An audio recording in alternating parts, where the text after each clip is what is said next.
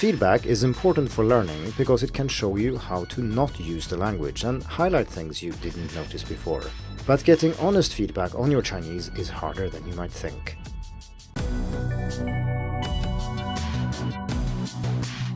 Hello and welcome to the Hacking Chinese podcast. In this week's episode, we are going to talk about feedback, the importance of getting it, and how to go about it.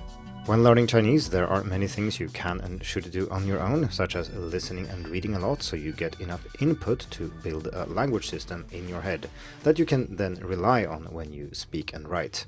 You can get very far by relying on input, but in order to be able to speak and write well, you also need other people and you need feedback from others. After all, listening and reading will only give you examples of how the language is used, not how it's not used. While it might be possible to learn this by reading and listening an awful lot, so you know what isn't used simply because you haven't heard it, this is prohibitively time-consuming and, practically speaking, impossible for most adult learners. Feedback can then work as a shortcut here, so people can tell you directly what you say that isn't normally said in Chinese, so you can correct it. Or maybe they point it out so that later, when you listen and read, you notice that people actually say it in a way that's different from what you used to do, and this in turn enables you to update your mental model of how Chinese works, and thereby also the way you speak and write. For example, if somebody points out that your third tones are wrong in certain words, it might not be that this correction itself will enable you to directly fix the way you pronounce these tones, but you might then pay more attention to how other people say these tones when you listen, and then gradually change how you perceive and how you think about these tones, and then also how you pronounce them. Corrective feedback of this kind, i.e. when somebody points out that you're doing something wrong and you then try to fix it, is very complex and it's something that has been researched a lot, and if you want more reading, I've put some links and resources at the end of the written article on Hacking Chinese. In general, though, the research shows that this can be effective in certain situations, but that it's far from as effective as most learners and teachers think. It's often not the case that correcting someone will actually lead to them improving in the area you corrected them in, so highlighting the fact that they broke a certain grammar rule won't mean that they won't do so in the future, even if they are consciously aware of what you're saying and understand your correction.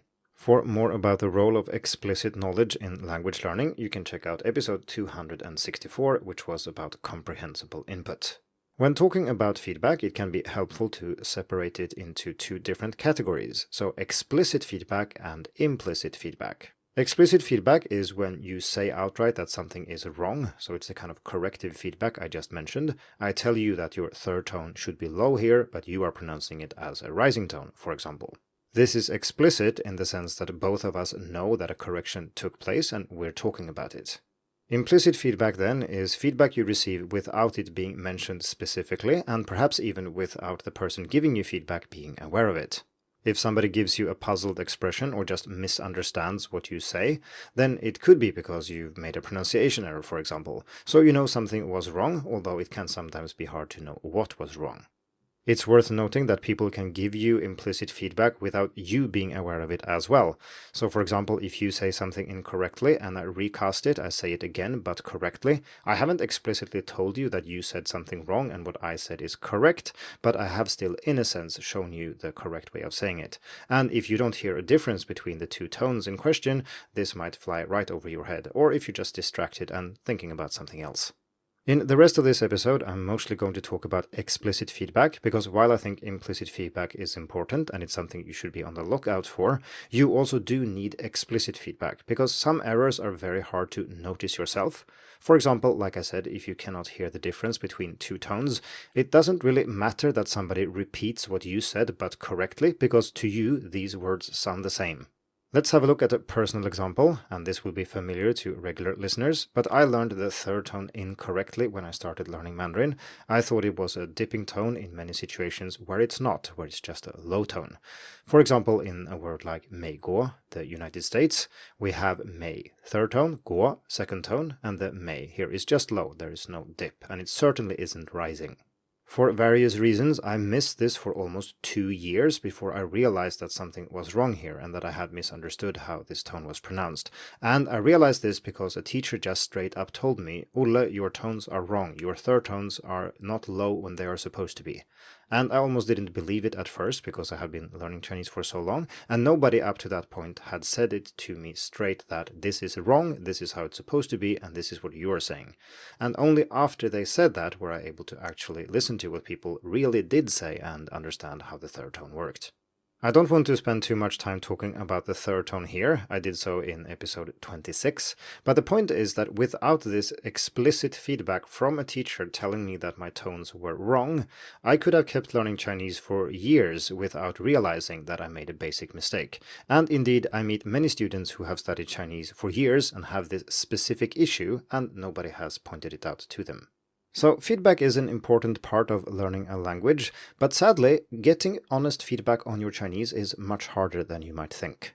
Or at least it is in certain areas, in particular pronunciation. There are many reasons for this that I plan to cover in an upcoming episode, but low standards and avoiding confrontation are two common reasons.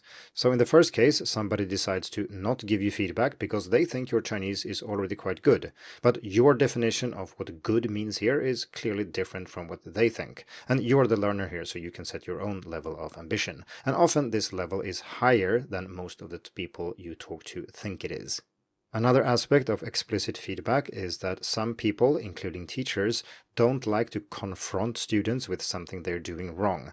And this can be for many reasons, maybe cultural, maybe personal. Maybe they've had experiences with foreigners in the past who get angry or upset when they get corrected.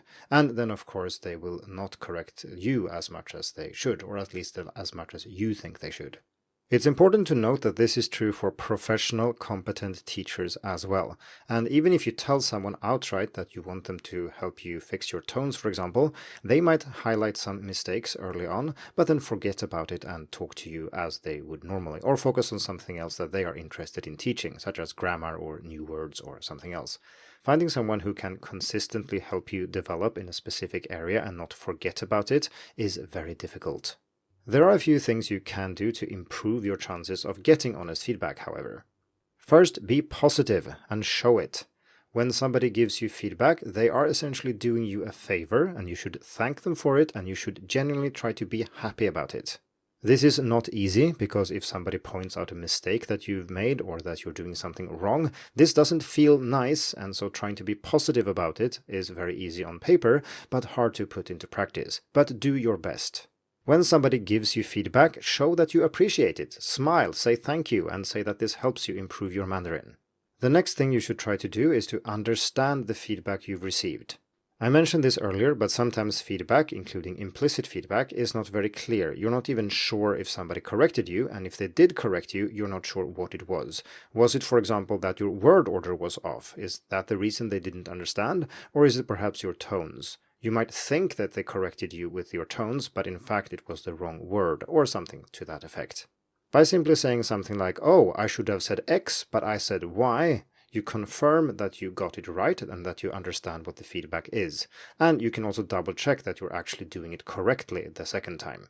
Naturally, you need to be a little bit restrictive with this kind of discussion about feedback, because you need to do it with someone you know is okay with giving you feedback, such as a teacher. If you do this all the time with friends, they will probably think that you're a bit annoying. The third thing to keep in mind is something you should not do, and that is to make a fuss. I mentioned already that it's hard to be positive about somebody correcting you, but think of it like this. If you have landmines in your backyard, would you like me to tell you where they are, or would you prefer me to shut up? Obviously, you would like me to tell you where they are, and my saying so, or pointing out that you have a landmine here, doesn't create the landmine. It was there the whole time. So don't shoot the messenger, in other words. In practice, people rarely shoot people who give them feedback, but I've seen people who get angry, upset, or make a big fuss when somebody corrects them. The most egregious example I've seen of this was in a pronunciation class taught by a pronunciation expert with many decades of experience teaching foreigners, who pointed out that a student made a mistake with a tone. And this student just refused to accept that they had said this tone wrong, although the entire room knew that this was the case. And they just kept fighting, essentially, here, trying to argue that, no, they didn't say that, or this is a special case, or whatever. Anyway, they made a big fuss, And even if this pronunciation expert probably would continue correcting their pronunciation even after this, most normal teachers and most normal people definitely wouldn't. They would just shut up and let the landmines be. Before we wrap up this episode, I would also like to say a few words about getting too much feedback, because this can also be a problem. If you hand in a text you've written to your teacher in Chinese and you get it back and the page is 50% covered with red ink, this is probably not helpful. As mentioned, there is plenty of research about corrective feedback, and trying to fix everything at once and pointing out every single mistake that a learner makes is rarely helpful. But it is also interesting to note that many students actually want this, even though the teacher might know that it is not helpful. A better approach is to focus on one area at a time. So for example, if you've written a text, ask for feedback about word choice, or maybe word order, or how you connect sentences together. Don't try to get feedback on everything at once. And if you do get feedback on too many things at once, it's always an option to just selectively choose to ignore some of this feedback. In case this is your teacher or somebody who's likely to give you feedback again in the future, I think it's important to have a dialogue about this. Your teacher can't know how much feedback you want if you don't tell them, and you won't know why your teacher gives you feedback in a certain way if you don't ask. So make sure you discuss this with your teacher. So to summarize this episode, I think feedback is important. It's harder to get than most people think, and you need to really work for it before you can trust somebody to give you honest feedback in Chinese. And getting the feedback you want is also an ongoing dialogue between you and your teacher. Good luck! Thank you for tuning in to the Hacking Chinese podcast. If you like this episode, please share it. More information and inspiration about learning and teaching Chinese can be found at hackingchinese.com. See you in the next episode, and until then, good luck with your studies.